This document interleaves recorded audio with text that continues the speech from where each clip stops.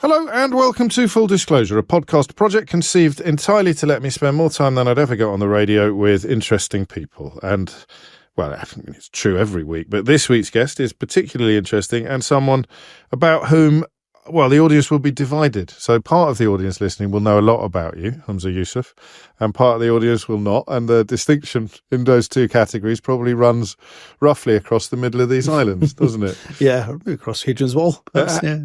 How weird is it? Because I'm on a constant quest to improve my understanding of Scottish politics.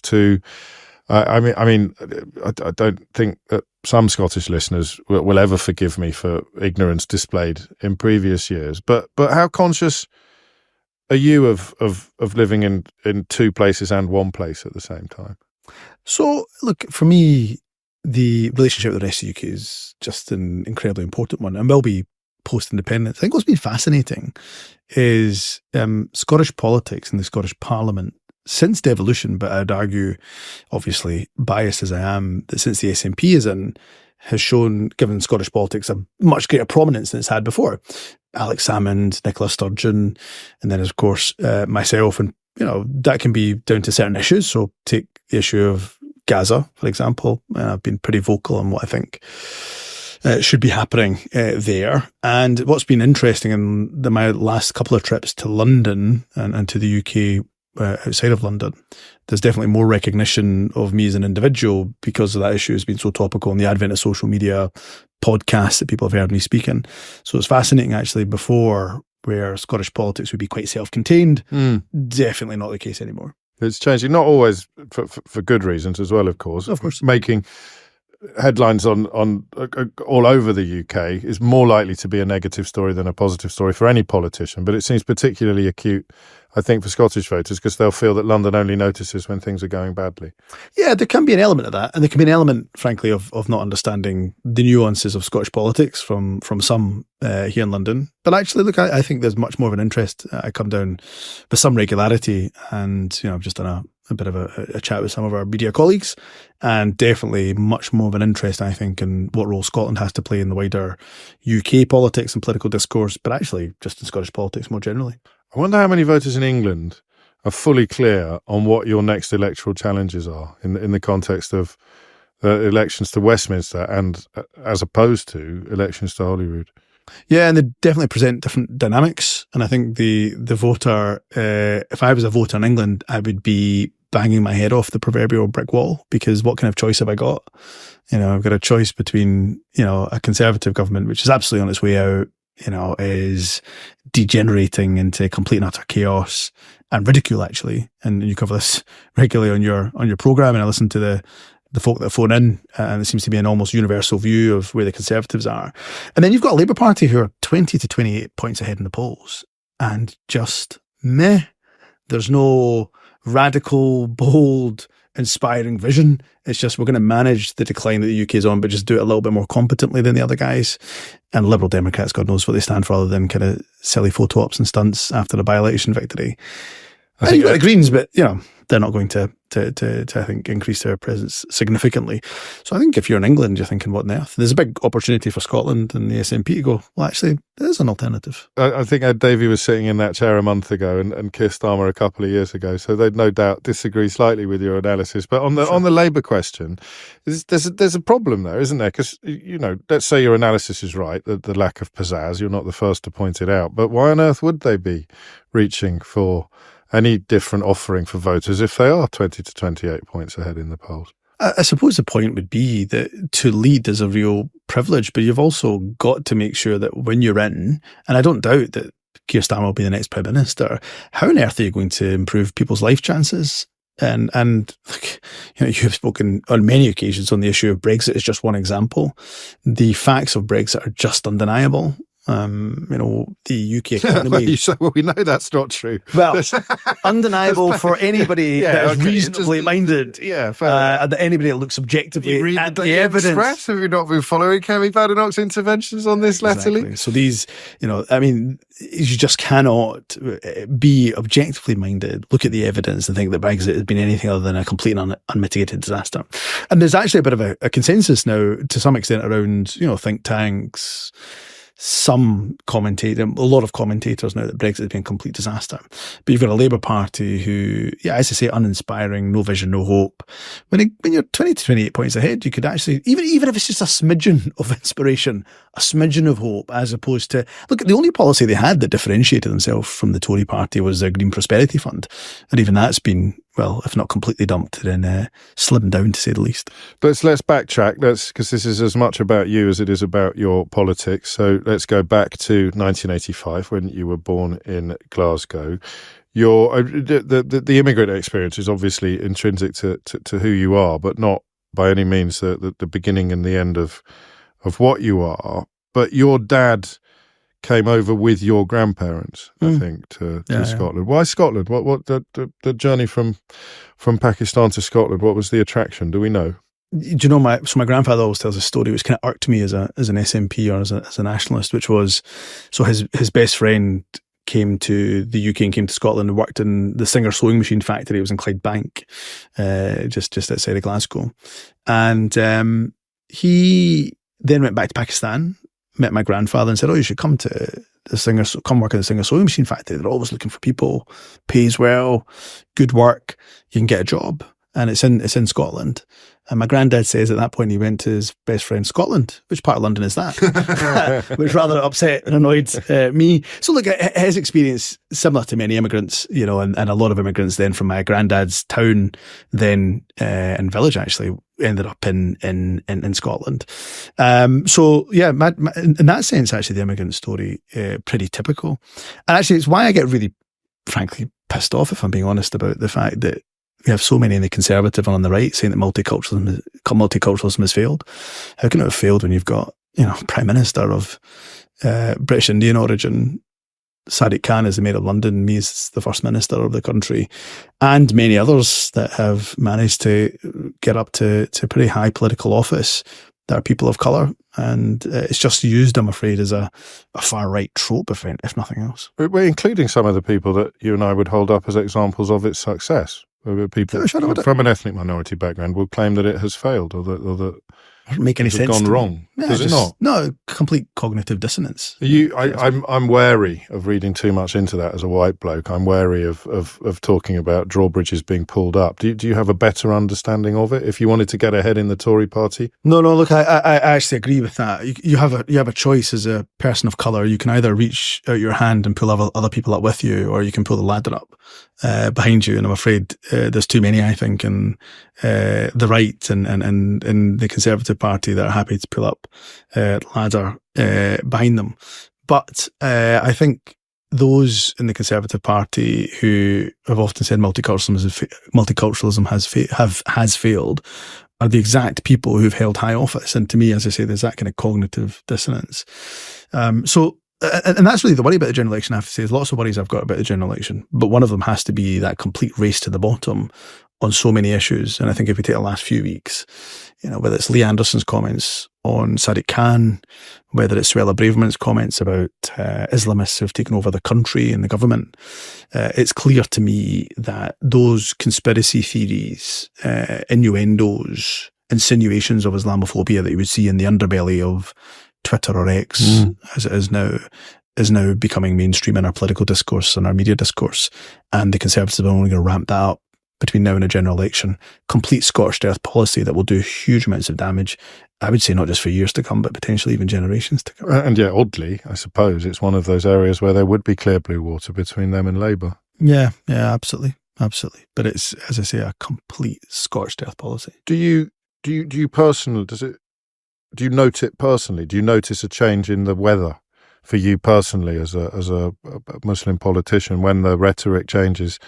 When it moves from the sewers of social media into the mainstream, when you have a former deputy chairman of the Tory party or a former Home Secretary going to places where, as a phone-in host, I would have balked at a caller going to 10 years ago. Yeah, exactly that. So I've noticed it. Look, for most of my political life, and I've been elected for, will soon be 13 years, I've had to deal with accusations of either being sympathetic to extremism, being involved in extremism, His loyalty is elsewhere. It's not actually with the country he was born in or raised in or represents. But that's always been in the, as I say, the kind of underbelly of social media. It's been the preserve of the Tommy Robinsons of this world in the English Defence League.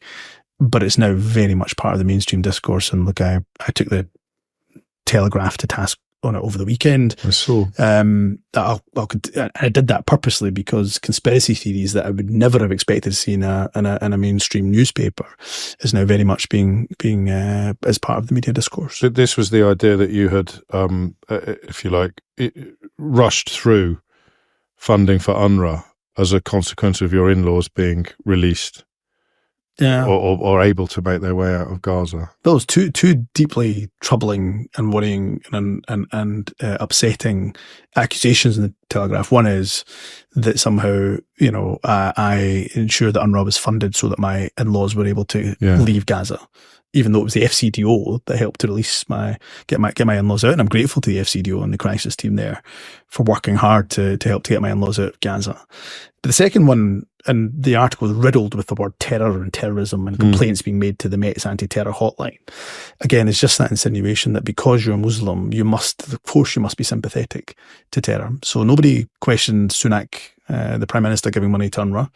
Nobody questions other heads of state giving money to UNRWA. But when the Muslim First Minister does it, well, then he must have an ulterior motive, mustn't he? He can't surely be one of us. And it's just that questioning of your loyalty, which I say is actually deeply upsetting. Scotland's the only place I call home. I've got a lot of affinity with Pakistan. My wife is Palestinian, so a lot of affinity with Palestine. But the only country I call home is Scotland. It's the only place I've been born, raised. It's a football team I support. It's where my kids are being raised. It's the country, of course, I have the privilege of leading at the moment. And there is this constant drip from some on the right to just question that and question it now clearly from the Telegraph very publicly. Again, from a position of privilege, I suppose, of not having a personal experience of the things that you're describing, historically, these are tropes that would have been deployed by anti-Semites more obviously and more traditionally. The notion of a fifth column, the notion of an enemy within, the notion of split loyalties. And I know that you've talked about September the 11th as being a seminal moment in your political development. If we were sort of doing a sort of Ladybird history book, September the 11th would probably be the point at which the spotlight shifted from some more traditional targets of this kind of prejudice onto British Muslims. Yeah, without a shadow of doubt. By the way, anti-Semitism, Islamophobia, to two me, sides of the same coin. Two cheeks of the same arse, from where I'm sitting. Yeah, two sides of the same coin without a shadow of a doubt. And that's why in Scotland, I'm pleased, and I can't speak for England, but in Scotland, there's always been a good relationship between the Jewish and Muslim communities. I think the same is actually in many parts of England, because they're recognised. But Sadiq Khan has worked very hard. Very hard, yes. And he should be congratulated for that, actually. And the point is, of course, they do that because, of course, we're close to each other in faith, and say that as somebody who's Muslim and grown up with the Jewish community for a lot of my life. But we do it also because we face the exact same threats. The threat from the far right, from Tommy Robinson and his ilk, are the same threat that comes to the Jewish population is the same threat that comes to the Muslim population. They want to get rid of us. They want to eradicate us. They want us out of their country, and they think we're a threat to their way of life. So that doesn't matter whether you're Jewish or whether you're Muslim. In terms of 9/11, I think that's probably where, for me, whenever I was the target of hatred, it was racism pre 9/11. Paki, it's your colour of skin, it's black this and that and the other, to then very evidently shifting to Islamophobia, being called a terrorist, shouts of Osama at you, Osama bin Laden at you when you're in the street, hijabs being pulled off the head, men's beards being tugged and pulled. That was very evident. That was virtually kind of almost overnight, actually, how that shift happened. Again, let's track back. What was home life like in the 80s, as much as you can remember, or the early 90s, probably, before you became conscious? So, look, you mentioned the word privilege when you were talking. I mean, I also have privilege, and I think it's important you recognise that privilege. And my father came as an immigrant, mother came as an immigrant, children of immigrants came here. My mum came here when she was about 9 years old. Dad was a bit older when he came here, 12, 13 years old. Didn't have an easy life. Dad's mother died when she was young. Father got remarried. Dad had to leave home quite young, take care of his brothers and sisters as well. Mum, is that because he didn't get on with his stepmother, or? Yeah, essentially there was challenges. Dad, my late grandfather, just decided that they're old enough to take care of themselves, and he was just going to have kids with his new wife, and so they moved out. And my dad basically helped to raise some of his siblings. Mum, less challenges, but still, as an immigrant new to the country, still challenges. But they, again, typical immigrant story. Dad went to. Grandfather worked in, got a shop after the Singer Sewing Machine Factory, got a shop. Dad went to university, worked unbelievably hard, still does at 71 years old. And Dad, if you're listening to this, please retire. Keep telling you to. But 71, still works, and gave us everything we wanted in life. And I was really lucky and had privilege. He sent us to private school. Look, that's something I would do for my kids. In fact, my kids don't go to private school, they go to state school. But really grateful for the opportunities that Dad gave us. But I do remember, for me, growing up, a couple of things. One, my dad, he was clearly a black sheep politically growing up, because he would get abuse for the fact he was an SNP supporter. Oh, this is fascinating. Where did that come from? So when you were an Asian migrant in particular, you always voted Labour. That was it. It was the done thing. No ifs, no buts, no maybes. Labour was the party of the immigrant. And the SNP, very unfairly, was being equated with the kind of far right. They were saying, look, once they get their independence, they'll chuck you out. But Dad just believed that Scotland should be an independent. In fact, my dad says that he was surprised, shocked, in fact, the day he was told Scotland wasn't an independent country. Once he realised they're part of the UK, he was like, what? What on earth? It's dreadful. Why? And so he joined the SNP quite young in the 1970s. And Mum was a Labour supporter, staunch Labour supporter. And you'd have this, 1997 election, which is one of the earliest memories I have of an election, was Dad's SNP poster in the top window and Mum's Labour poster in the downstairs, and going, like, are you guys getting divorced? And they're like, no, we just support different political parties. So look, the life, I was lucky, I was really privileged, but Mum in particular. And again, one of the more probably seminal, we talked about a Ladybird book. One of the seminal moments for me was, a case, actually a court case for my mum, where she wanted to view a house in the suburbs just outside of Glasgow. And she kept trying to view this house and told there's no appointments available. The owner's away on holiday. And so my dad's white secretary then phones up and gets an appointment like this overnight. And they told you this story, did they? Well, not only told us that, my mum decided to sue the estate and take them to court, and eventually won. And to us, that was amazing. We were going, why did you do that? Because the abuse we got, this is before social media, of course, but the letters we got through the door, hate-filled, hate mail, literally hate mail that was pushed through the door. The stuff that, I got at school for it. But Mum said, this is, we do not take this lying down. And it was my mum, actually, that was the real kind of... How old were you when that happened, Hazel? So that would have been, I think, about 9, 10. Gosh. Taking place, so young. A little bit confused, were you, by why?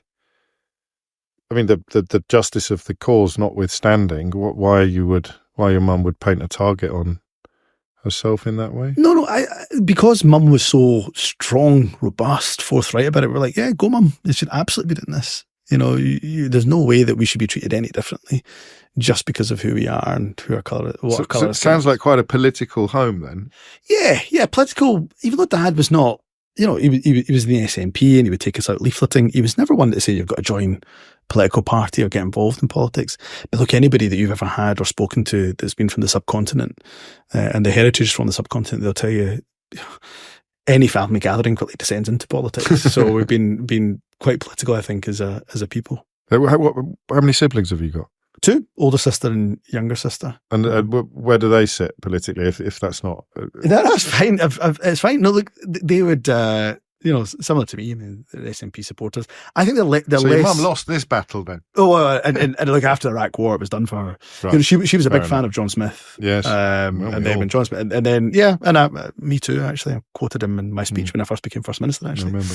But Iraq War was it done for her. She didn't trust Tony Blair when he first came in, and then after Iraq War, she was done. So staunchly SNP. So my sister, so is the family. Look, ultimately, it's one of these things where there's sometimes, and dare I say it, if you don't mind me saying so, sometimes there's a feeling amongst the kind of London media that after the independence referendum, or during the independence referendum, there was what we call in Scotland the kind of staircase between families, lots of back and forth and fighting across the dining table. It's actually, when I think about my core group of close friends, the kind of same 6 friends that I've had for some of them 30 years, I've not managed to convince all of them about independence either. And I think that's it. And that I'm hoping that despite everything I've said about the kind of race to the bottom of politics that we see, actually there still is the space to have a bit of a mature disagreement around some of the big issues of the day, independence included. The stakes are very high, though, aren't they, on independence? You might have a disagreement, but if it comes to pass, then the people who disagree with you about it will feel a very profound sense of loss. Why won't you? So, look, I agree with that, but I think it's your approach. I think it's absolutely your approach. So let's take Brexit and I think the two are different, but let's take Brexit as the example. What should have happened, especially when a result was so close to that, was that there should have been a Team UK approach, which should have taken people who were on the Remain side, as well as those who are on the Leave side, and created this kind of negotiating team that didn't push for the hardest possible Brexit, given particularly the result, but pushed, all said, okay, you may have agreed or disagreed with the result. We've now got to work in the UK's best interest. Which also closes down the second referendum cause in a way, doesn't it? Because those people would have felt that they were in the room where it happened. They were part of it. Now, for me, once Scotland wins the next referendum on independence, I've got no doubt we will, given what polling tells us, then I think the job of those who win independence is say, right, Team Scotland, whether you're no, whether you're yes, we now get people from all different sides together. We're part of that Team Scotland approach and we go negotiate with the UK in the best interest of the country. I think that's the approach is as important actually as what you do post the result. So, I mean, apart from independence, what would be the political talking points around the dinner table when you were growing up? What would be the issues that animated the whole family? So mum in particular, and dad to an extent, but mum in particular was strongly pushing us towards helping those who are the poorest and injustice everywhere and anywhere. And that's not a generic point I'm trying to make. I suppose if I could give it some colour, mum to this day, we have a running joke in our family. Every time there's an Eid celebration, for example, I'm certain it will be the same post Ramadan. We usually go to my mum's house for the meal, and there's always 2 or 3, frankly, random people that we've never met before who join us, and we don't mind. But we're wondering, where did you pick these people? Like, where do you? And what mum does is usually they are people that she's come across who don't have family. Right. So there'll be people who maybe just embraced Islam as a religion that year, so their family's not Muslim, so they've got nowhere to go. Last year it was a young Palestinian student who her neighbour had befriended and said, oh, by the way, to my mum, Mrs. Yousaf, do you mind if he comes? I was like, not at all. He's not got a family, he's welcome. To lots of other people that she picks up, and I think that in the dining across the dining room table when we were younger, mum would always say, if you see something wrong, you speak up about it or you do something about it. And the lowest form of the lowest thing you can do actually is just feel bad about it, but absolutely speak up about it or do something about it. And that's why I think that seminal moment with the court case was so important to me and my sisters. So public service was like in the blood, part of what we do, part of our DNA. So if I take my 2 sisters as an example, my younger sister trained as a lawyer, but decided now to go into activism with a group that supports Muslim women through domestic abuse and other things. My older sister, though, trains as a pharmacist and practiced as a pharmacist for many years, then retrained to do counselling because she wants to, again, she saw particularly a need within, not exclusively, but particularly a need within in the ethnic minority communities, particularly around men who don't speak up, don't speak out, don't talk about their mental well-being. And we all know the suicide rates among men more generally. So I think that was instilled with us largely down to my mum. That's not to take away from my dad, who was the party political figure in the house, but from my mum, that kind of sense of wherever you see wrong, you've got to do something about it. There was a lot of love in the house as well. Oh, huge amounts. Still is to this very day. I'm really lucky and blessed to have both my parents still around, still mobile. And I'm lucky to be enveloped by love, actually, by my sisters as well.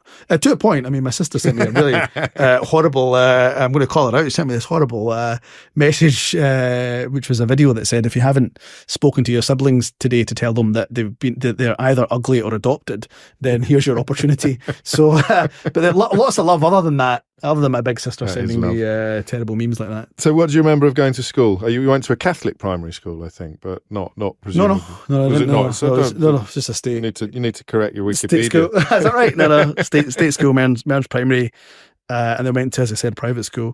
Look, high school I didn't enjoy, if I'm honest. Did you not? Private school. We jumped ahead. What about primary school? Was that a happy time? Look, for the most part, it was. Right. For the most part, primary school was. Were you good? Were you good at your class? Were you good at lessons? Look, at primary school, I don't really remember, if I'm being honest with you, James. I can't go that far back to if I was good at my ABCs and so on. But no, primary school I enjoyed because there was a lot more play involved, sure, a lot more fun involved in primary school. First time I ever came across racism was in primary school. Was it? Yeah, just primary 3, I think it was. It was just my best friend at the time decided he's not going to play with me because I was brown. And that was it. Oh. First time I ever came across the P word as well. Oh. The word packy in primary school. So you kind of become aware of your race. I remember not being aware of it before then, and then going to my mum, I didn't realise we were different. She's like, yeah, different. Sit down. Yeah. And I think it really upset her, actually. I remember her being quite upset and did. Thinking, oh gosh, at that young age. But generally, no, primary school was a happy experience. High school, I have to say, I didn't enjoy it as much. Why not? I think the private school in particular, it felt like I didn't belong. There was a lot of people, and look, Dad worked hard, middle class, lived in the suburbs. There was people of a different order of wealth. So we're talking snobbery as much as anything else. Yeah, and I'm afraid a lot of racism I faced. Hard to separate the two sometimes, class and race. Yes, of course. They're bedfellows, aren't they? Yeah, of course. And I would end up getting myself in trouble because I would literally fight back. Right. And I remember there was a time in the school bus and being told that, the back seats were only for white kids, and really, yeah, which is actually kind of the reverse of Rosa Parks, but in the front of the bus. But I was told, you sit, you don't get to sit at the back of the seat, and then just started a fight, and it wasn't great, and you should never use your hands. But I didn't enjoy high school, I would say, and didn't felt understood actually. And I remember the Iraq War, of course, 2003. And there was a protest going out. Your final year at school, final year at school, yeah. That protest going on, and they were saying to school kids, you should walk out and meet us at the protest. So I did, and then being threatened with suspension from the school, but we just did it anyway. And it was fine in the end, but my dad had to literally go into the school and say to them, well, if you kick him out, then we're going to take, that's us. We're going to kick up a hell of a stink about it. And here's some of our previous hits. Indeed. But also, that's fee for your school and all the rest of it. But no, so I didn't truthfully enjoy high school, if I'm honest. A lot of people don't, I suppose. You must have found some sort of islands of happiness. Some of my friends that I made then, a couple of them I still keep in touch with. Some kind of good friendships. And look, I go back to the school. I go back to try to. Well, they must be very proud of speak. You. Yeah, well, I think they are, and not just me. I mean, the leader. Anna Sawa was a few years above you, wasn't leader of the opposition. Well, not leader of the opposition, of one of the opposition Scottish parties. Labour leader. Yeah, he went to the same school, and as you rightly denote, he's older than me, and by a couple of years. So we'll go back on occasion, speak to the students there. But yeah, no, it wasn't my favourite time of. If I'd met you then, I'd say your GCSE year, and I'd said, "What do you want to be when you grow up?" What would you have said? First of all, I would have said to you, GCSEs, how old are you, James O'Brien? And I would have said it's called, it was, in my times, it was standard grade. Yours was, It's now moved on since then as well. A lawyer or journalist, believe it or not, is where I wanted to be. I was decent enough at English, not great at sciences. So I thought, and of course, when you were young South Asian, you were going to be a doctor, dentist, doctor, dentist, accountant, pharmacist, or lawyer. So I thought lawyer. And then 9/11 happened and everything turned on its head. And I began to watch the 10 o'clock news with my dad, got interested in politics. I remember it was the scariest conversation I had with my parents when you had the UCAS form, you had the options for university and law, and I snuck in politics at the bottom. Did you? And I got into law and politics, and I had to make this choice, and I wanted to study politics because I was engrossed in it by that point. And speaking to my parents about not being a lawyer, and but they were great about it. Dad more so. Mum was more probably, yeah, that's fine. It's fine. It's harder to see the road ahead, isn't it, I suppose? Oh, totally. Career-wise. Oh, totally. Mum said, look, it's ultimately your choice. But kind of what kind of job? You get that a lot. Kind of what job would you end up getting if you study politics? Tell me a bit more about that. It's not. I mean, it's both immediately obvious why someone who had lived the life you'd lived would be sent completely off on a new course by the events of September the 11th. But it's not necessarily obvious why you would then want to make a study of politics and not, I don't know, for example, extremism or religion or something else. Why politics? You referenced, or we talked earlier on about how inherently political my family was, and it was all. And I mentioned the fact my mum always said, "Look, if you want to change something, we'll change it. And you see something wrong, go do something about it." And to me, politics, the study of politics, not that I always wanted to be a frontline politician. Far from it, actually. I was decent, as I said to you, kind of English, and I always thought of myself as maybe somebody doing some research or writing speeches, a little bit more in the background. And I thought, well, that's a good way to influence things. And as I say, I had an interest in it. And Dad always said to me, he always said, whatever you study makes you passionate about it and you love it, because then doors will open for you. Like whatever you choose, doesn't matter what it is, as long as you genuinely, your heart's in it. Don't do something that you're being forced into, son. Do something that you're going to love, because then your opportunity will open. And he was dead right about it. So no, for me, politics was the obvious place to go. So it wasn't then an academic interest in politics. It was seeing politics as an apprenticeship for action. Yeah, absolutely. Without a shadow of a doubt. That's it. I mean, quite young. I mean, you know, the events notwithstanding, it's quite a young age to be thinking, I want to actually be influencing events. I want to be. But we had to. We were being, you know, as a Muslim community, we were being battered and buffeted by events. Right. And we were being told what our religion, our faith and our identity, actually what it was, by people who had no idea about it. So we were being told that Islam meant this and Muslims believed in this, and that their loyalties were split. They couldn't be British and Muslim. They couldn't be Scottish and Pakistani. There was all this going on, and we were being buffeted completely from left to right, all over the place. And there was I remember actually, it was a really, again, kind of talking about seminal moments. It was a meeting that happened shortly after 9/11. And it was mainly the elders of our community. It was all men. It was the elders of the community that kind of arranged a meeting in a community centre. And they invited me as the youngest guy there, but they knew I was pretty gobby, right? They knew I'd spoken out about things and had a bit of a voice. And they invited me. And there was a huge generational split in that room. And, you know, this is not to disrespect my elders. I love them, of course, to bits. But the elders wanted to keep our head down and say, look, the Muslim community, just keep your head down. This will all blow over. It'll be fine, and we'll get back to doing what we do. And then there was the younger generation, of which I was, of course, a part of at the time, which was saying, oh, this is a massive opportunity for us, you know, the Muslim community, to say who we are, what our faith actually stands for, what we represent, as opposed to letting other people tell our story for us. And, you know, a lot of us identified, well, we don't have enough Muslims in journalism and politics and so many other fields, as opposed to the traditional fields where we'd often been at times even overrepresented, actually.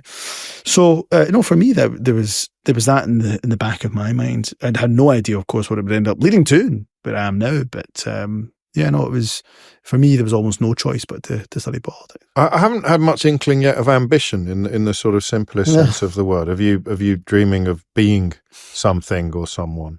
No, because to be honest, that's not the reason why I got into politics. I genuinely thought I'd come in the background, and I was a researcher for a while. I was, you know, a parliamentary researcher. I worked a little bit for Nicola, a bit for Alec at the time. Jumped around quite a lot. That presumably was normal in the context of the party. Yeah, partly like the circumstances. Unfortunately, the person I did work for died midway through term. Bashir Ahmed, a great influence of mine, and the party was really keen not to lose me. So they must have seen something half decent in me. So they said, "What do you think that was?" I think, I suppose others could probably answer for that, but I think there were so few people of colour in politics, so few that had the interest that I did, And they must have, I mean, to credit to Nicola and Alex, they must have seen something in me that said, well, look, this guy can be in frontline politics in our parliament. Yeah, what do you think it needs was? more people of colour. I don't truthfully know. It would be for them, I suppose, to say. You're allowed to have an idea. You're allowed to have a theory. Look, I was loyal to the party, the cause.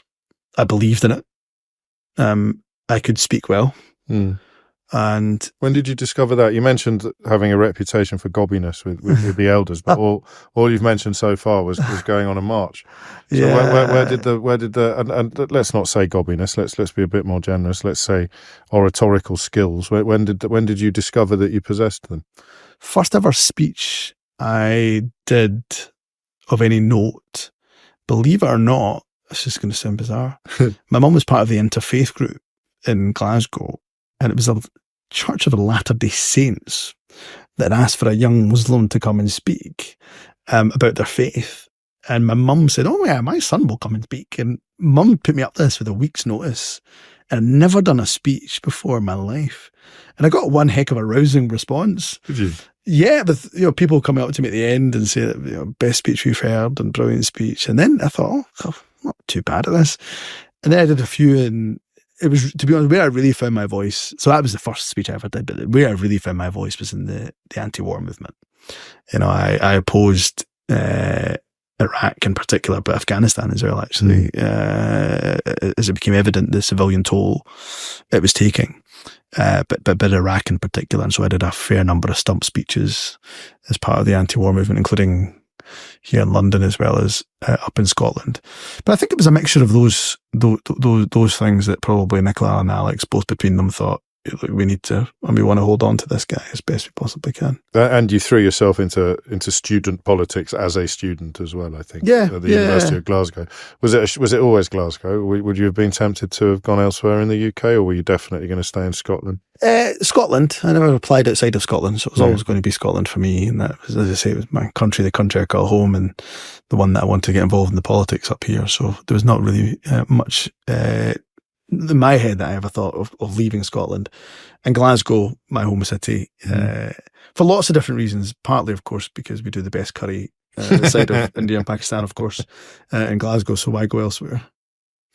You just a quick word then on how that happens when you're growing up. How that, because you mentioned frequently the simplicity of your relationship with your Scottishness, but of course for an awful lot of Scottish people, they've ended up in a very different place where they have a true duality. So what was it about home life that made it that straightforward for you? Was it just the way your parents spoke about Scottishness, or the way? Yeah, look, for me, actually, a few things. First of all, there's actually a really good study on this, quite old study now, but it's oxymoronic nationalism. So a couple of Glasgow researchers did, Professor Bill Miller, I think it was, and Asif Hussain. But a good study, actually, is worth looking at why, for example, are Scottish people and Scottish Muslims and Scottish Pakistanis more comfortable describing themselves as Scottish than, for example, English Muslims calling themselves English or British. And, they go into lots of different reasons and academic research into why that's the case. And essentially, actually, what's been good about, I think, the Scottish identity is that it's a very civic nationalism. Nationalism can have quite dirty and dark connotations. Sure, there's no doubt about that.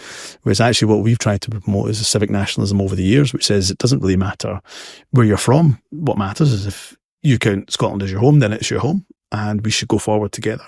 And I very rarely, I would not say never, but very, very rarely got questioned about post 9/11, are you Scottish or are you Muslim?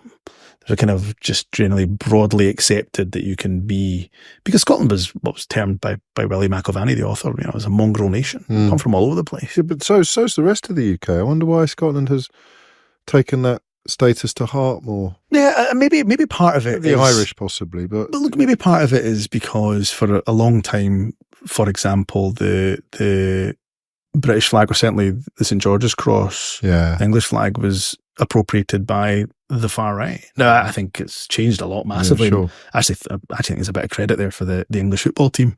It's massively racially diverse football team, far more than other football teams. And I think they've managed to take that flagged back, and I think people are more comfortable now calling themselves English or British than perhaps they were previously. So I think in Scotland we've had that civic nationalism. That's something we've promoted as a party. I've been proud of, and I'll take the issue of immigration, which is one that comes up in your programme regularly, and you'll see how fierce a debate can be. By and large, if I take Scottish politics and think about devolution and the Scottish Parliament, by and large, there is very little negativity about migration in Scotland from the political discourse. Even the Scottish Conservatives are generally, on the whole, more positive about migration and the need for migration in Scotland. Not wholly, but generally more supportive. So I think there's maybe a difference in terms of those kind of debates, but that doesn't mean that we should be at all complacent. I'm fascinated by the contrast that you represent between the criticism of people for being political animals all their life, like never had a quotes proper job, end quotes. But under your analysis, there is no more proper job than politics. So to go straight from graduating essentially into the party machine was a mark of your desire to actually start making changes. It's odd. I've never thought of that before.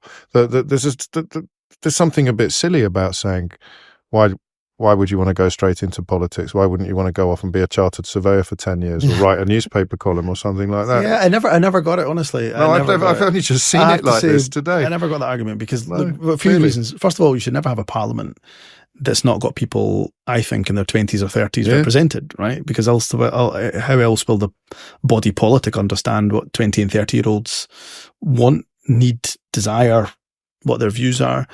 But secondly, and I've been around politics for quite a while, just because you were a used car salesman for 15 years or whatever job you had. I don't know, you could have been a brain surgeon. I mean, that's not. But actually, we do have a couple of used car salesmen in the Scottish Parliament, and they've got a contribution to make for sure. But just because you've done that job doesn't mean that you know everything about, for example, how the National Health Service should be run or how the justice system or the prison system should be run. And actually, the same as if you are a brain surgeon. I mean, it's a great example. If you're a brain surgeon, and we've got a couple of doctors, well, we've had a couple of doctors. We've got one doctor in the Scottish Parliament as things stand. And just because you're a brain surgeon and you'll know everything about brain surgery and quite a lot about the NHS, which is great, doesn't mean, first of all, that you know everything about health and social care. Actually, but it also doesn't mean you'll know everything about education, transport, justice. So the point of being a minister, and there's nothing wrong with having lots of experience in various different professions, but ultimately the job of a minister, ultimately the job of the First Minister and Prime Minister, it's got to be to take advice from the experts. And that's become a dirty word in recent years. But you've got to be able to take advice from the experts and then apply your judgment and make a decision on what the best way and the best course forward is. And that doesn't really matter if you're, as I say, a brain surgeon or a used car salesman. About politics as a profession, yes, which has become quite unfashionable in recent years for reasons. I mean, but as I say, I've never understood it. I thought clearly we wouldn't say to somebody, well, actually, we wouldn't dismiss anybody in any other profession having studied that profession before going into it. No, we wouldn't. But for politicians, you say, well, they just studied politics, they're just political apparatchik, climbing up the greasy pole, all the stuff I've had, for my whole time in politics. So it seems very unique to politics. And I suppose looking at your career through that lens, the speed with which you accelerated, it makes sense. I mean, it makes perfect sense. But it was notably quick. So you're out of university in 2007, and by 2011, you're the youngest at the time, the youngest MSP to enter Holyrood. So when did the shift come from thinking I'll be fine in the background writing speeches to thinking, no, actually, I'd rather be a little more front and centre than that? It must have happened quite quickly. When your mentor mentor, late Bashir Ahmed, he was the first ever person of colour to be elected to the Parliament. He's a wonderful man. I knew him as a family friend, actually, for my whole life. And one of those people in life that you don't realise you're being taught, but you're being taught. And until they're gone, I'm afraid, then you just realise how much you learned from that individual. But the moment he died, actually, it was his son who invited me to his house. And he said, Humza, you've got to stand. And I said, well, what about you? What about your family? And he said, I'm not in politics. I don't believe in nepotism. I don't believe it's for me to stand next time round just because I'm Bashir's son. We want you to do it. you were close to my dad. You've got the political skills. You understand politics. You've done the apprenticeship. You should do it. And, he wasn't the only one, but he was the first one. And he literally said that to me days after his dad died, days after the funeral. It was a couple of days after the funeral, actually. He sat me down and then he kept saying it and kept saying it and kept saying it. And he wasn't the only one. I mean, Nicola and Alex and others wanted me to do it. And I was still up in the air. But then, it was going back to what my mum always said to us: if you want to make change, then you got to do it. And if not you, then who? And if not now, then when? So you told your parents, presumably, fairly early in the process. Yeah. And Dad, hugely supportive. Mum, and she's like this to this day, just full of worry and stress about head above the parapet stuff. Yeah, totally. You make yourself a target. Yes. In fact, I'll read you a message that here's a message that I got. I don't tend to do all of my own social media or check it very often. Sure. But I got somebody replied to my Ramadan message, and a local restaurant, a steak restaurant, replied and said, "Your mum was in our restaurant yesterday. I asked her how she was, and she replied, 'I'm fine, except for the stress that my son brings,' laughing emoji." So that has been my mum since the day I told her I was going to go into politics. She was always worried about the fact that you'd have a target in your back, almost quite literally. Yes. Have a target in your back, that you become under threat. And she feels it now more so with the family, with the kids, with the wife. And yet she was fearless herself when you were growing up. And she doesn't care about, her and my dad getting abuse. Not that they do, but she doesn't care about that. She's always worried about you, son, and your kids, and Nadia. And she was like that when I was weighing up whether to go First Minister. And you've literally, James, got 2 days to make a decision. Nicola resigns on the Wednesday. If you're going to launch your campaign, you basically got to launch it on the weekend. You got a few days. And what I did was, me and my wife basically went into a bunker. She and I obviously discussed it, and then we spoke to my mum and dad, my sisters. That was really the only people, one or two others, but largely the only people that we spoke to. And mum was, dad was just, you have to go for it. There's no ifs or buts, son. You've worked this hard, you've done this many jobs, the tough jobs, health secretary, transport, why would you not? Mum was much more reticent. She was like, that is a different level of exposure for you and the kids, and it's not a nice world to be out in. But it is the only world you know. Yeah, and actually, why would you not? I mean, well, that's the question. I think you said, especially if you thought you'd be the best person for the job, which you did. Best person for the job, worked over the years, done different roles, done the tough jobs, got the experience, not got everything right by any stretch of the imagination. But yeah, best person. But also, I think ultimately my wife said to me, "Humza, if you didn't do it and you watched that election contest, how would you feel?" It's a bit of a clincher. That was it. Were you as blindsided by Nicola Sturgeon's departure as everybody else was? Yes. Yeah. I mean, I always thought she would step down before a general election. Right. But this year's general election. Sorry, not before. Forgive me. Before Scottish election. Right. I always thought it'd be after the general election. Yeah. Okay. So I always thought it'd be after the general election. That would give then her predecessor. So you would have been thinking about having a swing at it. People ask me all the time. Virtually every interview I did, people would say, "Well, if Nicola was to stand in tomorrow, would you throw your hat into the ring? Would you go for it?" Okay. And you just tell them no, to be honest. And you won. I hope that's not a spoiler alert. Yeah. But not perhaps by as much as you would have expected. But actually, I put it differently. I mean, I went into that race at one point third favourite. I mean, but you were the choice of essentially the choice of the party establishment. I would argue that. I mean, would you? Yeah. I mean, it's the received narrative, isn't it? It is the received narrative. Look, Nicola never, to her dues, I mean, she got asked every day after she stood down, also after she announced her departure, she got asked every day who she would support, and she was complimentary of Kate and I. We were ended up being the two front runners. So no, I don't view that at all. But what I would say is, you mentioned that you didn't win perhaps as much as you thought you would. Look, I thought Kate and the person that didn't go for it, Angus Robertson, who's now one of my cabinet ministers, those two were seen as the bookies as being the two favourites, and I was seen as a bit of an outsider for different reasons. So it was, but I really enjoyed the campaign, I have to say. It was, being health secretary is always a tough job, particularly in the midst of a pandemic. Being able to talk about health plus other issues actually was great during that campaign. I love campaigns. There's a lot of politicians that can't stand them. I love them. For me, being with people gives me, it's like a plasma, it gives me energy. And that's why, even as First Minister, I try to get out as much as I can. I don't like just sitting in the ministerial tower in Edinburgh and having to, you've got to read over submissions, of course, that's part and parcel of the job. But as much as I can get out and talk to people, engage with people, it gives me an energy that I greatly enjoy. It's a bit like management, though, isn't it? Is that the further up the ladder you move, the further away from the bits that you love you end up. But you're in control as First Minister. I think that's the difference. So I can say to my team, and I do put visits in because I want to speak to people, I want to meet with people.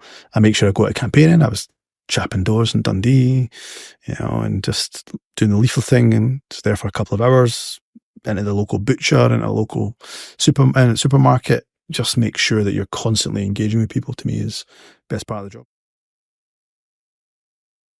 So we're sort of edging now towards today, towards where we are now, and inevitably as an interviewer, this is the point where I'll ask you a couple of questions that you've probably been asked a million times before. Most obviously, the gift of the referendum is in the hands of the Prime Minister of the United Kingdom, and the confidence or the optimism you have that one of them soon, whoever it may be, will give you that gift, it may be misplaced. So what I've got to do, what I have to do, is acknowledge first and foremost, there's no shortcut. If there was, frankly, Nicola probably wouldn't have stood down. She may well have, because there was other factors, no doubt, that she'd done it for so long. But ultimately, if there was a shortcut, if there's a way of bypassing that Westminster block that exists, then I would do it in a second. But there isn't. You're absolutely right to say that there's, and I'm putting words in your mouth, there's an intransigence from Westminster that says, doesn't matter what you say, what you do, we're going to keep saying no. Or an ideological commitment to the union. But even if you have that ideological commitment to the union, then put that to the people and let the people demonstrate their verdict. Yes. Which is, in fairness, what David Cameron did. Completely diametrically opposed us on the issue of the Constitution, but respected the mandate. What I've got to do is make sure that I create the political conditions by which we get that second referendum. In the same way that we got the Scottish Parliament. The Scottish Parliament didn't come about because the Labour Party just thought, oh, this should be a great idea to put this in our manifesto. Why don't we do it? We just pluck it out of thin air. No, the discussion and the debate around a Scottish Parliament, Scottish devolution had been brewing for many years. And then the political support for it meant that it was unstoppable. And actually a party would have been destroyed if the Labour Party would have been finished in Scotland. If they hadn't put that in the manifesto and committed to it, as they did, in fairness to them, in 97. In the 97 manifesto. So we've also got to, from the SNP's perspective, and let's be frank about it, Brexit, Boris Johnson, Liz Truss, that hasn't shifted the dial on independence in the way that we require it to. It's definitely edged it in the right direction. Polls put us at 50, above 50%. What we have to have is consistency, a consistent majority. And what we've got to do is not just talk about why Westminster rule is terrible, which I can speak for hours on, but actually, why are we telling people to vote for independence? What are we asking them to vote for? And that's where we're trying to shift some of that narrative and create the political conditions for another referendum. How threatened are you by stability and competence in Westminster? Well, again, I suppose that goes to my very point. My very point is that we can't just talk about where Westminster's failing, because there's inevitably come points where there will be stability. And I don't know, can you get more? I should be careful. I should be careful what I say here, because I was going to say, can you get any more unstable than currently you have? We said that about Boris Johnson. Yeah, but possibly you can. Yes. But my point with Keir Starmer is that I think he'll manage the decline of the UK, but he'll do it more competently. I think it's hard to be as incompetent as the Conservative government currently are. But we've got to get away from just the arguments against Westminster rule and the arguments for why independence. But what is the argument? How am I better off as an individual? It's the difference between a positive and a negative vote. Yes, and I think we have now made the argument. It's comprehensive. And we've not even had to make the argument comprehensively. It's self-evident that Westminster is in complete chaos and turmoil. But we've got to say to people, well, look, the alternative is much better. How what's the word I want? Not invested, because that's a silly question. But how angry were you with the Speaker's decision a couple of weeks ago to take the Labour amendment rather than the SNP motion? Do you know, I was just more angry about it and annoyed and frustrated because not because the Labour motion got taken. Look, it is a source of political frustration. But the SNP, yes, the opposition, they debate. Our motion should be heard. But that actually wasn't the source of frustration. The source of frustration was the next day when I'm being doorstepped and being asked to do lots of media interviews. They're not asking me about the situation in Gaza. They're asking me about whether or not the Speaker's position is tenable or not. Which I don't think it was or is. But that is by the by. That is taking away from what is the worst humanitarian catastrophe I've seen in recent times. And instead, then Westminster did what Westminster does, which is somehow make the story completely about Westminster and the bubble. So that's probably what I was more, frankly, annoyed about rather than the actual politics of it. Well, let's talk then about the defining issue of this time in world politics, let alone your politics or broader British politics. I presume your in-laws, Nadia's parents, Majid and Elizabeth, when they got trapped in Gaza, there was no question of trying to keep it quiet. It wasn't one of those situations that you could have kept a lid on, or did you have conversations about whether or not you would go public? We didn't say anything for the first couple of days. No. It's such a difficult issue to speak about publicly in the sense that, my in-laws, we know Gaza was under control of Hamas. So if and of course there was no question of me criticising Hamas for and condemning their abhorrent terror attack on October 7th, but I also knew that could have an impact on them and their family. They could be targets. We know Hamas don't take kindly to people speaking against them. And if they could get to my in-laws or get to my brother-in-law, for example, or any of the wider family, they could really be made an example of. So there was that consideration. And then there was a consideration as well about actually, if you criticise the actions of the Israeli government, which again, to me, there was no question of doing, given the amount of civilian bodies that were piling up, continued to do to this day, then actually maybe we'll never get them out, because getting them out would require, I suspect, some cooperation with the Israeli government through the official channels. So there was always that consideration. But to be honest, after a couple of days, it was very, very clear that they were trapped and they were stuck, and we had to raise their voice. And actually, it was my mother-in-law who said, "You need to tell the world what's happening." Like she was describing the devastation and destruction in the first few days, and said the world has to know what's happening, Humza. The world still doesn't, in some ways, or this corner of the world. I'm not sure actually that's true. I think the world does know, because you and I have seen the news reports in 24-hour news. We see the social media. And in fact, to me, that makes the horror even worse. So we're watching, and we've seen video footage of unarmed men with waving white flags being shot. We've seen children so malnourished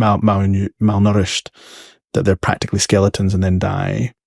We've seen the footage of hospitals being hit, refugee camps being hit, UN schools being hit. Well, we have, but I do wonder sometimes, particularly, I was looking at the Telegraph today, and they report some Conservative MPs criticising David Cameron for not being unstinting in his support of the Israeli government. No. And that's, to me, that entrenched position is the problem.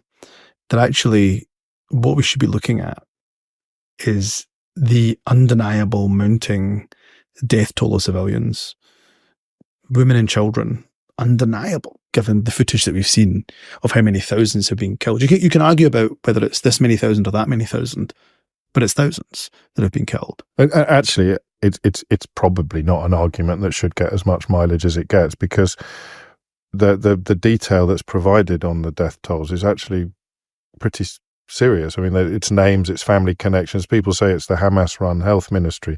I've been on a crash course on some of this stuff in the last few months, so I'm keen to establish the provenance of these numbers, and it's a lot more reliable than the phrase Hamas-run health ministry would normally allow. Yeah, I mean, just take the evidence then from UN agencies alone. What our UN agencies tell us about the death toll. So my point is that it shouldn't be an entrenched position. The position should be one that says this many children have died, and it has to stop. Now, I have been involved in external affairs, because I used to be the Minister for External Affairs in the Scottish Government for a number of years, dealt with good people in the Foreign Office in the past. I would name people like Alistair Burt, for example, somebody I've got a tremendous amount of respect for. And what they would often say to me is, look, we'll try to pressure in the background. But there has to come a moment where you realize your exertions in the background are completely futile, and you've got to take a position and add to that international effort, that international pressure to get a ceasefire. And the UK government just hasn't done that. So they've had this line where they refuse to call for an immediate ceasefire, seem to frankly follow behind whatever the United States is saying. And the US is always going to be a close ally of ours. That doesn't stop us from having a different position, nor should it ever do so. And we also don't seem to have any influence with the Israeli government at all.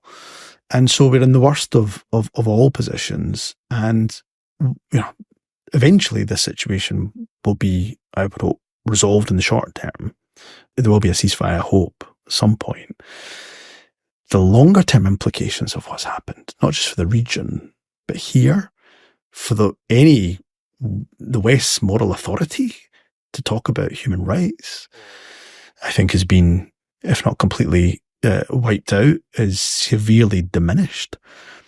What the situation and the duplicitous way that it's been handled by some Western governments, including our own, that will be fodder for extremists. They will use that in their scripts, when it comes to propaganda. And, it is going to have ramifications in the UK, as well as, of course, the region, I think, for generations to come. And I suppose the converse of that, for those of us who want a peaceful, permanent resolution, the converse of that was encapsulated by Joe Biden this weekend when he talked about Netanyahu now damaging Israel, because that generational harm is being done to Israel standing among people elsewhere in the world. And not only that, for people like me, and I suspect you, who support a peaceful, safe, secure Israel, yes, orphaning children or killing children is not the way to do it. And I've said before, if I take my own example, if I go out to the market to go get some supplies desperately needed for my family and kids, and I return to my house and it's been flattened, and see if you've killed my wife and killed my kids, there's only one thing I've got to live for, and that's revenge. You better believe it. That's the only thing I've got to live for, is revenge. And I don't know anybody else who's different.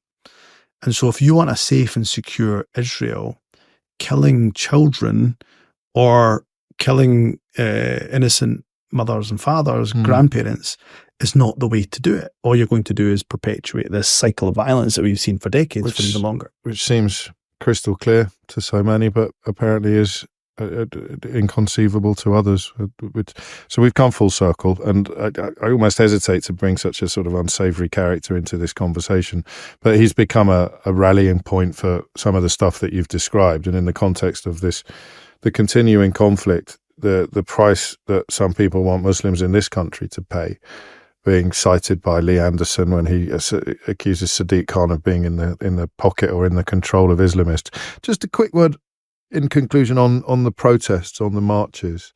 I think there were more people arrested out of 10,000 protesters in Tel Aviv on Saturday night than there were out of a reported 400,000 marchers in London. And yet this narrative of these marches being anti-Semitic and full of hatred, and them being apparently the voters of Ashfield talk about nothing else, about how they want to reclaim the streets of London from people. Have you been surprised by the tone and the speed of this rhetoric? Not surprised, dismayed, I suppose, Okay. would be the word.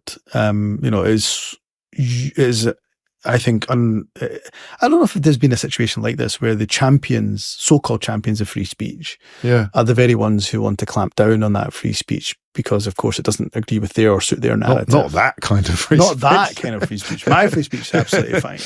And I'm very worried, and we were speaking ahead of the UK government publicly articulating their definition of extremism as they're trailing it. And that whole set piece with Rishi Sunak outside of Number 10. Bizarre. Not just bizarre, dangerous, I would say. Right. Because what a lot of us fear is going to happen is that their definition of extremism will be so wide, it'll encapsulate so many organisations that are very much in the mainstream. So what do you do? What do you do if you stop the mainstream from having a voice? Well, it's very evident what you do. You end up pushing people to the fringes. And that only worsens the problem with extremism. I can only speak for Scotland. I've not been to any of the pro-Palestinian marches in London, though I know plenty of people, including my own parents actually, that have travelled down on occasion to those marches. They're not hate-filled. In any march, protest, demonstration, you're going to get your handful of idiots. You're going to get a handful of people that will say something they absolutely shouldn't. You might even get some who will cross a line into criminality. You've got to have trust in the police to be able to deal with that. But something should be dropping for the political class, and particularly the Conservatives in government, that if hundreds of thousands of people are taking to the streets every single week, been over 150 days now since 7th of October, but every single week, hundreds of thousands are taking to the street, you've got to try to understand why on earth they're so upset and angry. And it's not one community. I've seen the marches in London, Glasgow, Edinburgh. It's not just Muslims that are on those marches. People of all faiths and no faiths whatsoever who've just got basic compassion and humanity, that they're crying out to be seen from the political class that is so removed from the international community as it stands. So, no, I'm deeply worried, I have to say, deeply concerned about what's going to happen in relation to the UK government's definition of extremism. Final question. And in many ways, it could apply to pretty much every single strand of the conversation that we've just had. And the question is, how do you stay so hopeful? Do you know, because I believe in the common decency of people, genuinely. So every time I've had a racial attack, an Islamophobic attack, the voices of good and solidarity have far outweighed the voices of bad. By 100-fold. You know, for every idiot that has said something to me, the amount of solidarity, and even just take the Telegraph article that we touched upon that, you know, was full of Islamophobic insinuation and smears. The amount of messages that I got on the back of that, cross-party, people who were nothing to do with politics, people that would say to me, can't stand you, but support you. I mean, I got a lot of those messages, a bit too many actually for my liking, but, you know, people like, you know, constantly, whenever these incidents raise their head, whenever we see them surface, the voices of good far outweigh the voices of bad. So I have to be hopeful. If I'm not hopeful, then I'm fatalistic. And I'm fatalistic, we may as well just call it a day, shut the shop, and let the, frankly, extremists have their day, and whether that's political extremists or others. So I refuse to do that. I've got to remain hopeful, and I've got to make sure that we're articulating that hope as much as we can every day. And I think people are crying out for hope. People are genuinely crying out for hope. They see their, you know, Conservatives, Labour, and I don't think you get much hope from either of them. So there's a huge opportunity for the SNP to articulate that hope. And yeah, that's why I'm very confident about general election, whenever it may be. Humza Yousaf, thank you. Thank you.